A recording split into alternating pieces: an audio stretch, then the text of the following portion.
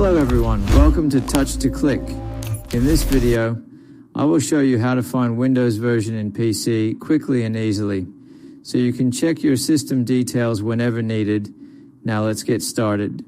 Step 1. Press the Windows key plus R on your keyboard at the same time to open the Run dialog box. The Run box is a small window that allows you to open programs and system tools quickly.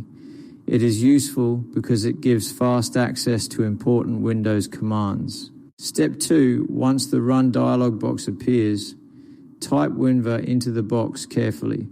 After typing it, press Enter on your keyboard to execute the command. This command is specifically used to open detailed information about your Windows version.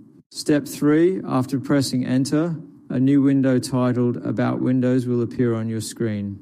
This window displays important information about your operating system. It helps you confirm which version of Windows is currently installed on your PC. Step 4. In the About Windows window, look for the version number, such as 22H2, and also check the OS build number, such as 22621.702. These details are important because tech support often asks for them when troubleshooting issues. Knowing this information helps ensure you receive the correct updates and assistance. Thank you for watching, and don't forget to subscribe to Touch to Click for more helpful tutorials.